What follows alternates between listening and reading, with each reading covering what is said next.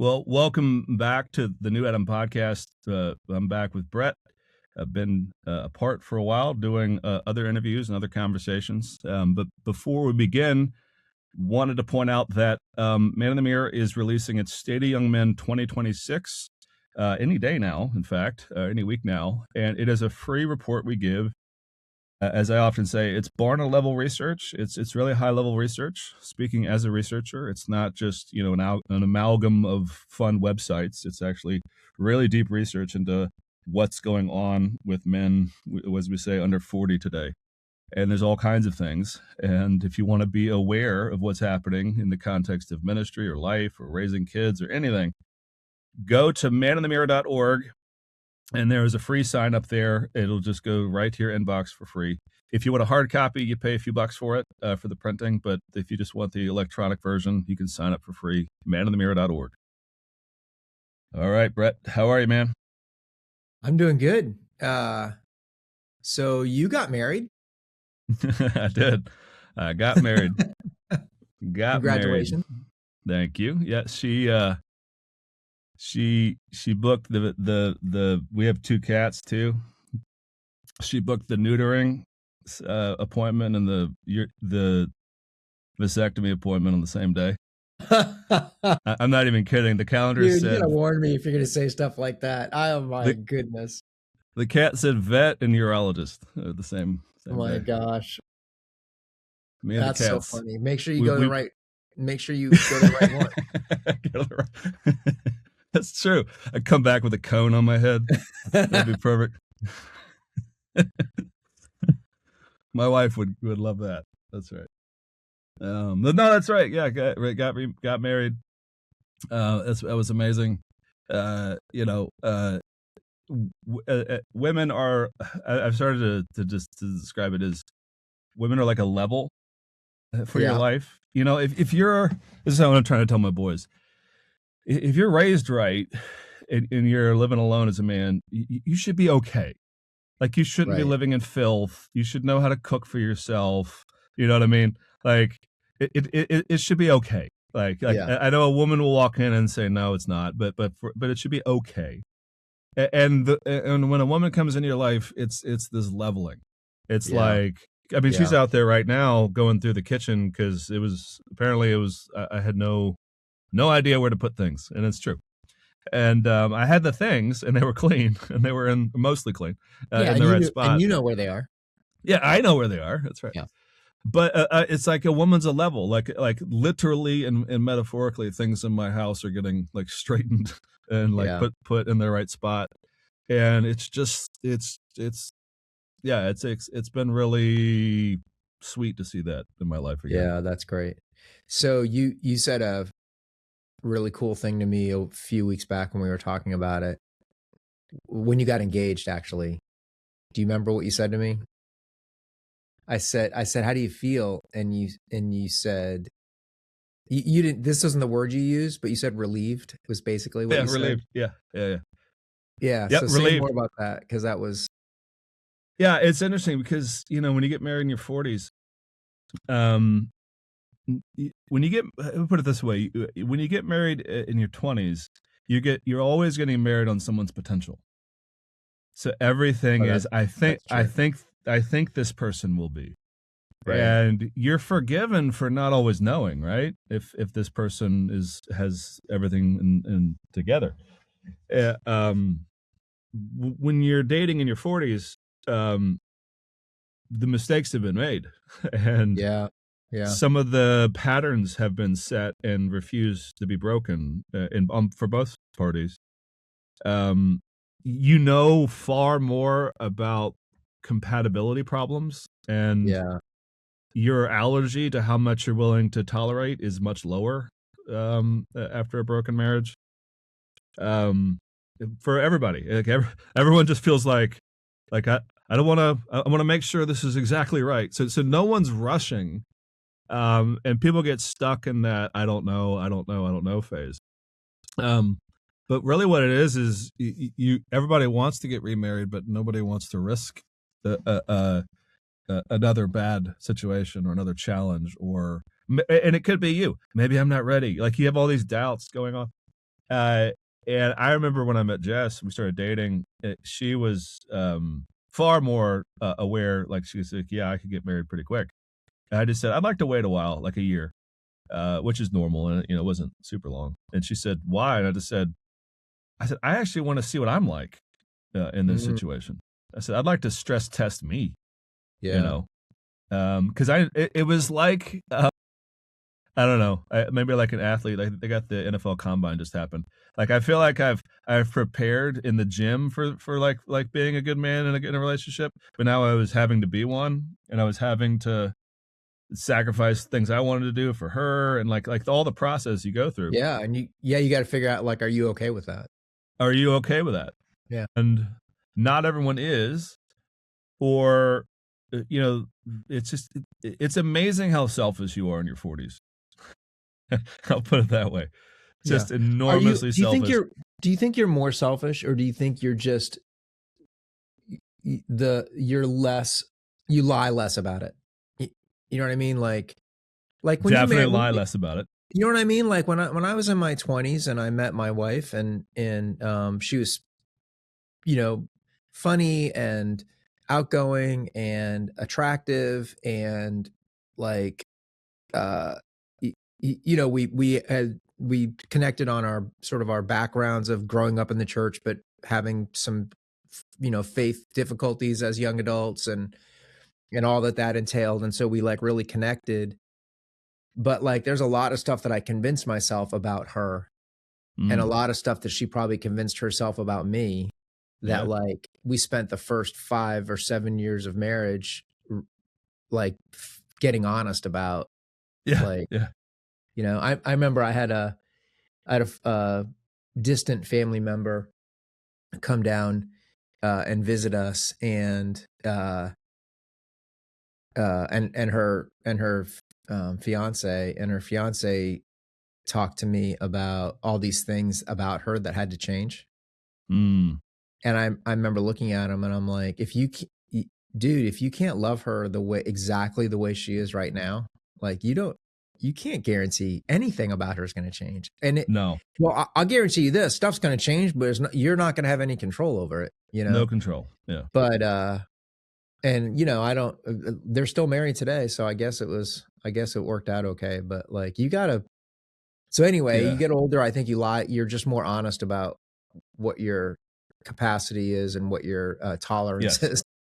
What your tolerance is, and yeah, because I will say this: most people have had the big stuff sanded away. Like Hmm. they've learned all the vocabulary, like use I statements, not you statements. Don't be passive aggressive. Like we've learned, like when you're 20, you're just an idiot. You're like, no, you Right. did this. No, you did that. Yeah, Right. you can get all that way, and that's what you have to confront in the beginning. Like there's a different way to be, kind of vibe. But a lot of that's sanded off. The challenge is anyone that's dating in their 40s, no one's there by choice. Yeah. So you're a widow, That's widower, a broken marriage, or yeah. it didn't happen. That's occasionally the case. It didn't Dude, never happens. that's a profound thought. Yeah. So I used to joke, it always feels like you're shopping at the Goodwill because everything's been put back at least once. Thrift store wife. I'm sure I'm sure Jess would love to hear that. She's a She thrift. would. She would. Yeah. She said, "I'm Timu." That's no, just kidding. But maybe that's it. Is you have more of a silly sense of humor about it. Yeah. And everybody's like, yeah, I'm a messed up too. So you always have these little codes when you're dating. Like, does this person blame their ex for everything, or blame their circumstances for everything, or are they like, hey, I'm Mm, growing, I'm learning, and then you go, all right, yeah. like that's all you have. That's all Yeah. you really need. I remember one of the first things I did with Jess is this is second month that we were together. I had a sick youngest child, fifth grader. I had to go to the tile store to shop for bathroom tile because my bathroom had a mold and had to be ripped out. So I had to go quickly on a Sunday after church, select the tile I wanted to put in on a Monday. She was still in her church dress, and at the time she was attending First Baptist downtown, where the dress code is a little more formal than informal, in a nice way. And so she was in a real nice dress, in heels, and I I dragged her and a sick kid to shop for tile that wasn't even for her bathroom. And Are you sure you weren't already secretly married at this point, or? yeah, at that point I was like this because and what was funny is we fell into like we were married, like Yeah, the patterns of, hey, you stay with him, I'm gonna walk down this aisle and look like, and we would like trade off and hand off because she's a mom. I mean, she knew what she was doing. yeah, And it was like I walked away going, okay, like we know how to do that. And because that was prime for go wait in the car, like this kind of vibe. yeah, And I'm not, I just don't really like being that way. No one really does. But at my age, I'm like, I don't have time for that. I like easygoing. yeah. Um, and so I just all my life was just, or all throughout my 40s was going, I just need to I need to know who I am, what I want, what I need, and the other piece is, I think by your 40s, you know what you're bad at in marriage, and everybody's bad at multiple things, and you're good at Yeah. multiple things. But if your partner, your spouse doesn't pick up with her strengths the places that are your weaknesses, and vice versa, then it could be a challenge. So you both have a broken marriage in your past. Hmm. So what kind of like did you guys go to counseling, or like how did you deal with all the potential baggage that you would have to deal with? Yeah, we had done individual work for years. I mean, for me, it's been 7 years. For her, it had been 4.5. So the individual work had been done. And then personally, we didn't need an individual counselor, no, but we just spent so much time talking about it. Yeah. And she knew immediately. I mean, I didn't even have to sit down with anybody. She was like, I know exactly where my fears are. Like, she goes, anytime I see you looking at your phone and kind of hiding it, even if it's just like you happen to be leaning away, she goes, my brain will be like, what's he It's hiding? it's just because you're old and you can't see it. Yeah, yeah, right. Yeah. And so I've learned to just kind Sure. of be Yeah. more openly Yeah. postured towards her, and like, so I like she knew immediately how I could relieve any of her anxieties, and I told her over time where mine were. And that's how you knew it was going to be a good fit, is those requests seem reasonable to the other person. Like, Yeah. oh yeah, that's no big deal. I don't mind if I'll give you my Yeah. passcode. I don't care. There's nothing on my Yeah. phone. There you go. You get to see what dumb YouTube videos I was watching. So let me ask you this: like, having gone through this now a second time, what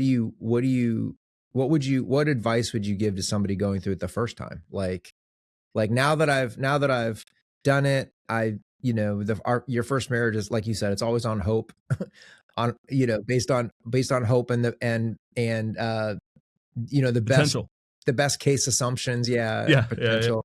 And now you've gone through it a second time, on a much more like realism, Hmm. like almost like, I don't know, knowing you, I would feel like it's almost like not emotionless, but like not emotional. Let's just figure out if there's a good fit here or not. And if there's a Yeah, good fit yeah, here, then we can just, go forward. But exactly. so Well, what I would what think what do you think you learned this time that you would advise a young guy now that's in a yeah. relationship that might be headed towards marriage? I I think I'll write an article. The title of the article in this will be called "Get Married for the Wrong Reasons." Yeah. That's what I would tell a young person, because when you're getting married in your 40s, you already know that you can you can go on any Facebook dating app, eHarmony, whatever, and have a date in the 3 days and go have a pretty not awesome day, get to know somebody. Like, all the fun stuff is free. It's what just happened in my life this past week, which was my father passed away. Yeah. And my wife of 2.5 weeks is driving down for that, and she's a nurse. But at one point she's jumping in to help clean my father's body, Yeah. as he's soiled himself, that kind of. And you're going, you don't sign up for that at 2022. Like, you don't, No. you so you have to have some. Yeah, I think it has to start with your parents or your mentor or your pastor. Somebody has to give you a sense of realism in your life as a young person. Like, you're gonna get older, things gonna like, you're not getting away from tragedy and hard times. Lord willing, you haven't experienced a lot by 2025, but you're gonna have it. You're gonna have a parent pass. You're gonna have and eventually you or the other spouse is gonna pass from each other. So Yeah. like Yeah. like if he can somehow get what's the Bible phrase? If he can get the Lord teach me to number my days in you, Uh, which is real hard because youth is wasted on the young, right. and Right. was that Sinatra? And but if you can say, teach me to number my days, then then you're not going to pick you're going to do what I did, which is you're going to say, okay, I'm having a lot of fun with this person, but what are we like when we fight? What are we like when we have a conflict? What are we like? We should go camping and see what we're like when we're tired and a little bit hungry. You should Yeah. stress test a little bit. And no Be- makeup and and no no makeup, shower and and yeah. not just go, well, what is she like, but be like, what am I like? Because I might be a butthead when I Yeah. think you're holding it together when you're dating because you're holding your yourself in check, but Yeah, and that for the stuff goes record, away. we're not talking about stress tests like go sleep together to see if that works. No, Like no, of trust course. us, that will work just fine. No, yeah. I mean, Yeah. like go for a hike in the Appalachians Yeah. and when your feet Yeah. hurt and Yeah. something.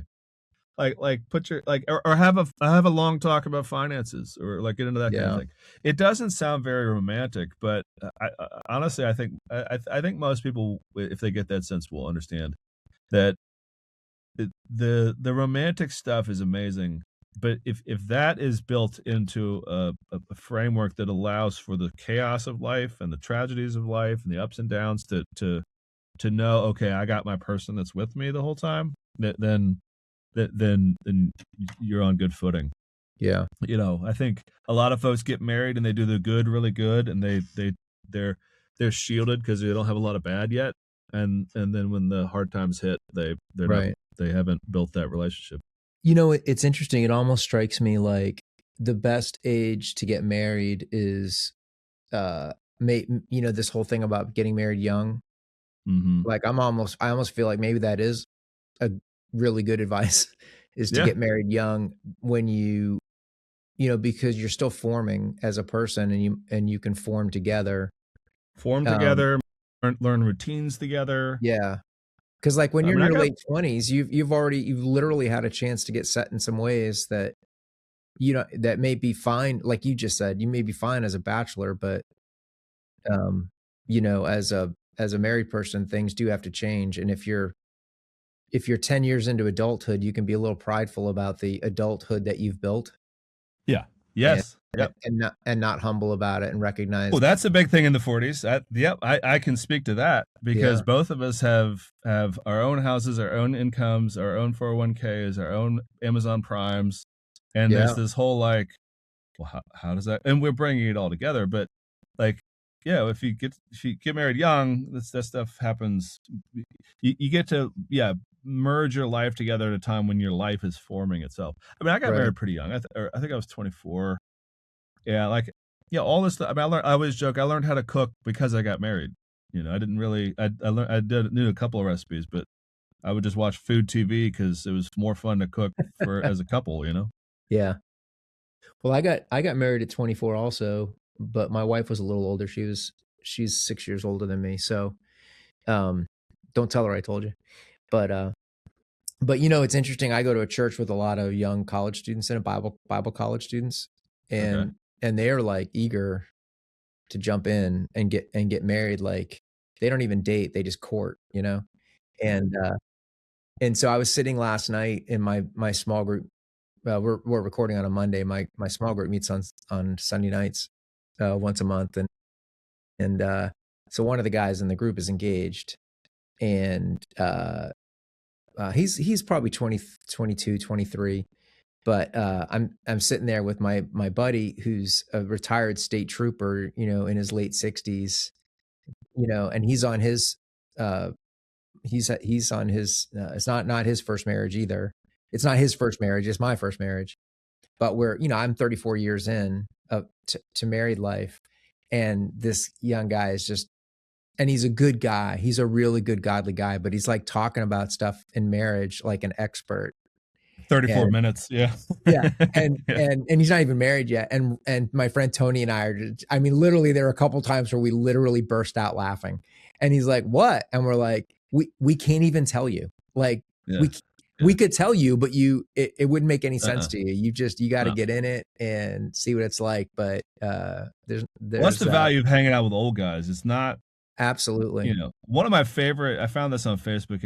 I didn't subscribe, but it pops up.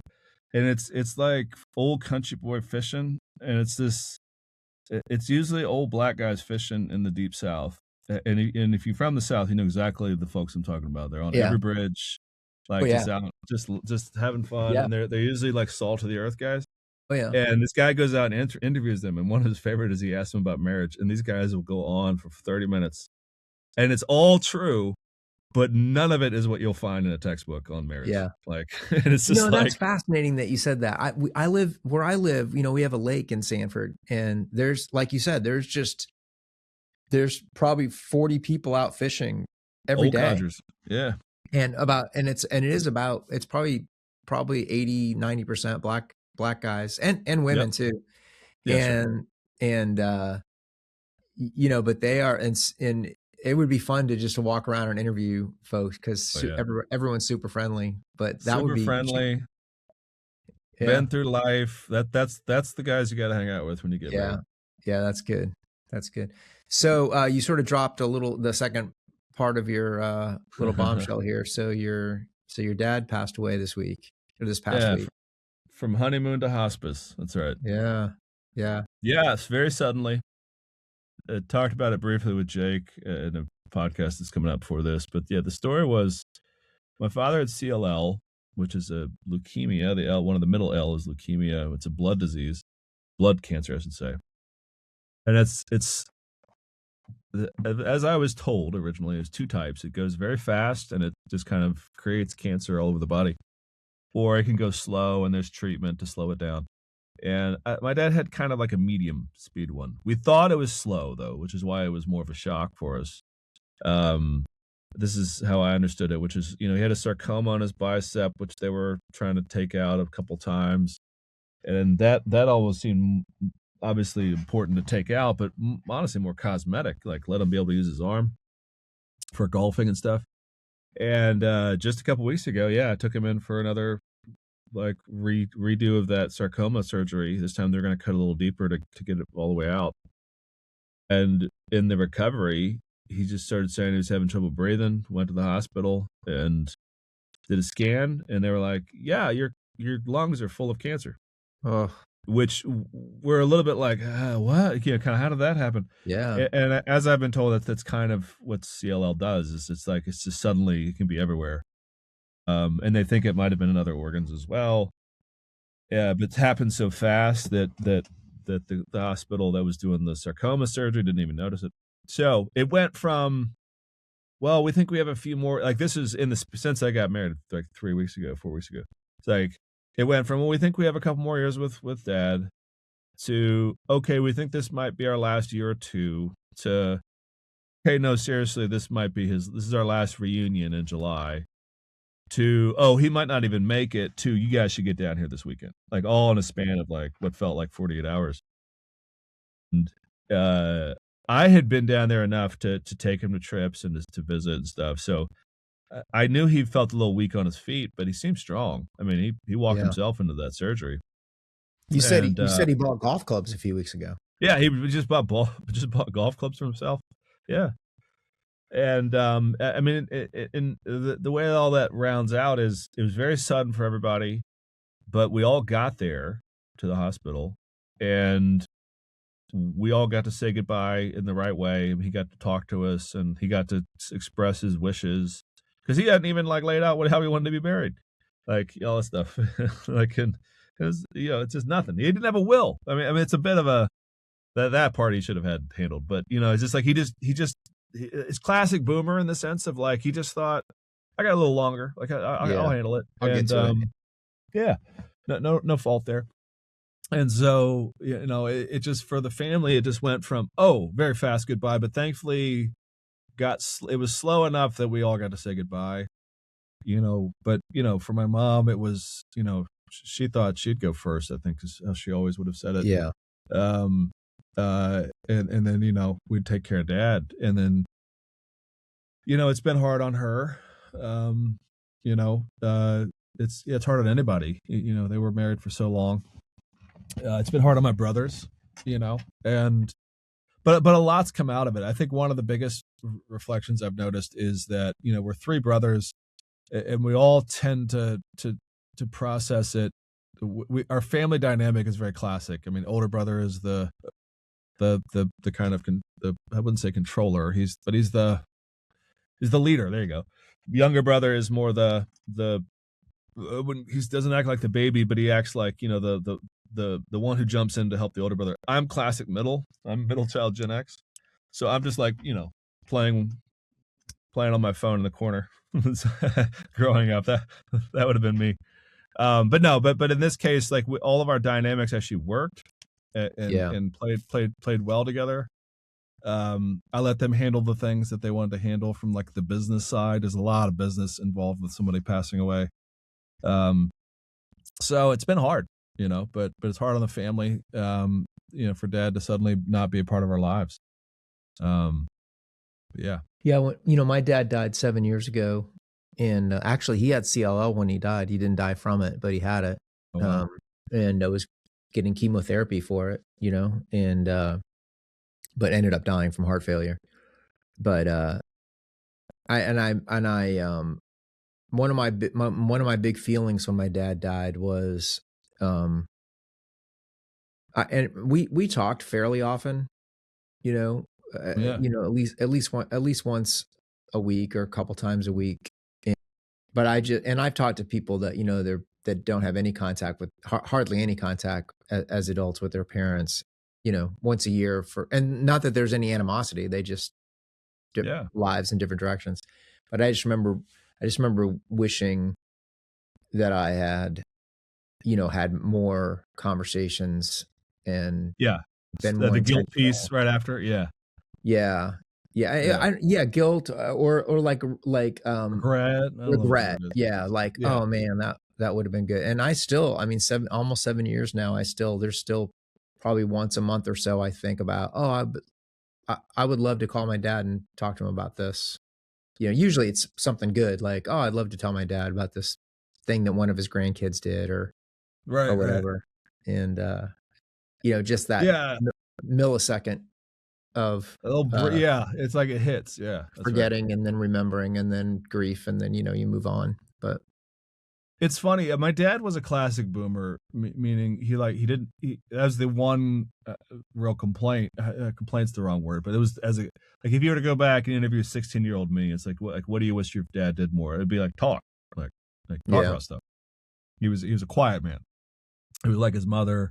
If you ever met his dad had, what is the situation? It's a condition, frankly. It's the hypoglycemia. I think it is. I think it's hyperglycemia. Glycemia is the tongue, so it's hyper. So it's the people who never shut up. Yeah. That was his dad. That was my dad's dad. Yeah. Oh my word. I remember vividly as a kid. You'd be driving in the car, and he'd be like, "Oh wow," and he'd just be reading the signs as he drove by. "Whoa, what's that place over there? Ryan, did you see that?" Like, he just never. I've only ever met 2 or 3 other people like that in my life, and every time I do, I'm reminded of my grandpa. And so my dad just was a quiet dude. Was very more. He was more. People would have called him stoic. He wasn't. He was actually an emotional guy. But he was just quiet. Just not quiet. He wasn't going to get over the awkward. Yeah. So reserved. In the classic boomer sense, he knew everything that was going on, but he heard about it through my mom. Mom is the one who talks to everybody and texts and stuff, and she goes to him and tells him what. So very up to date, very aware of every little thing. I used to joke, if you go to anyone goes to any school, he will be head to toe in that swag instantly. Chris. So he's very proud of you. Always was talking about you, proud of you, and knew everything, but didn't have the skill to talk himself. Didn't call up and be like, "Hey son, what's going on? How's your week?" Like, so I didn't have that. Um, and it's interesting because it's funny. I've been reflecting on myself as a dad, and that's the one thing I focus on the most is talking. Like, Yeah. hey son, do you know how to do this? Hey, like I'm always like, I even joke with them. I was like, yeah, watching my dad die, I realized how much I talk to you guys is a reflection of that. Like, Yeah. I never want to not be teaching you something, so that when you grow up, you know that your dad was teaching you. But this little article I wrote for Man in the Mirror, the New Adam article, I talk about this. The one thing my dad did have though was the stay-putness. Like he was always there. Yeah. Um, and I don't think boomers get enough credit for that. Like he was off at 5, he was home for dinner. If you had a practice or a game, he drove you. Like yeah, he didn't talk during, but you know, as I said, but he was there. You know, and you Yeah. know, for a lot of guys that are out at dark, back at dark, you know, young guys, it's like I think generationally we're losing some of that, like Mm. uh that willingness to show up for everything for your kids Yeah. if you can. If you can. Yeah. I have this article in front of me. I'd love to read a little part of it that struck me, Yeah, if that's all right. please. You said, my father may not have known how to articulate the nuances of his interior life, but he possessed a virtue that is becoming increasingly rare in our age. He stayed his post. He was ever present. He was consistent. He did not leave. His love was not a feeling expressed, it was a structure inhabited. He provided the solid earth upon which you build your life, often at the cost of his own emotional expression. That's that's beautiful. Thanks. Yeah. That really is what a boomer dad was. Yeah. You know, and I think everybody still has that little 16-year-old in them, you know, if you're a Gen X guy and you're going, "Man, I wish my dad had been a little bit better at this or a little bit, you know, like this." But I'm also one of the other pieces is my dad's dad, for all of his talking, was also not a good dad growing up. Was one Mm. of the bad ones. Like that kind of stuff. To know where my dad came from, and Yeah. then I was describing this, and I think my youngest, Dexter, put it this way. It was like, "Oh yeah, he was like in a hole, and he had to get out of the hole before he could be normal." And it's just Wow. like, that's a good point. Yeah, that's Good point, wise. fifth grader. Yeah, that's amazing. So, Yeah, my uh, our dads, we never, I think often we don't give our dads credit for what they had to overcome mhm. to even be a dad. You know, my dad was 12. His parents were missionaries. And when he was 12, they went back to the mission field and left him with another family because that's what everybody did back then. But, Yeah. but so basically from 12 on, he was by himself. He was on his own. I mean, he had people around him that liked him and looked out for him, but he was pretty Yeah. much on his own. And so at 16, he hitchhiked from Southern California to Northern New York to go to college. He talked himself Wow. into a college after his junior year in high school. And, that's just like that. Yeah. And then you talk to him about it, and he would tell you stories, but he never told the story as if it was remarkable. No. Yeah. It just what he had to Yeah. do, you know? And so, and he had a hard time with his dad when they came back from the mission field and eventually worked it out, Mm. and but I saw he was so focused on being a great dad and being present because his dad was absent and being engaged because his dad was disengaged and not letting, because it's easy. It would have been easy for him to go, well, if this is what following God's all about, screw that. My dad abandoned me so he could go work for Jesus. Like I'm not. Yeah. Yeah. And luckily he didn't have that reaction. But yeah, No, our exactly. dads have strength of character that it's easier to see in reflection than it is in real time. Absolutely. And it comes out of me. I mean, I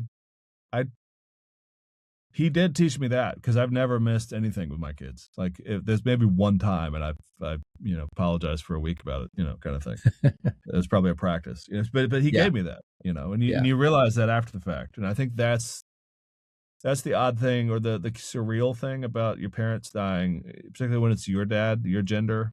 I wonder if women and when their moms die, if they feel the same way.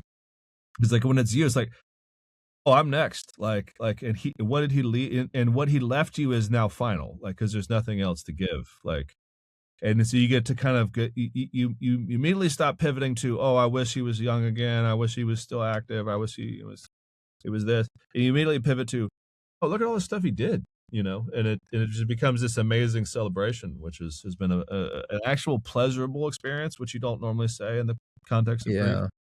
But I think for me, I've gotten to reevaluate my dad and think about him a little bit more deeply. Because he didn't talk, I mean, Yeah. he didn't, even when I got married both times, it was just like, good job, son. Like, it's just like, that's it. But for him, that's like, a whole couple of pages of thoughts for him to Right. come to you and say a few words. Yeah. But that's Well, that. you and I both, like, we're now the patriarch of our families. I know. We're Or next if up. We're next you up. think about that, like, we're the ones now that are the old man in the family, and Death our is coming. descendants are looking up to us, and You're older than me, though, so I'll let you take that I for a am. while. I I'll am. let you have that, Yeah. and I will pretend like I'm young still. There you go. I'll Well, get I some would tattoos and a motorcycle. Well, I would just say this to all the guys listening whose dads are still around, like, lean in and go interact with your dad, even if it feels painful. Like, you won't regret a minute of trying to ferret out his wisdom and experiences, and help him express himself if he's struggles to do that.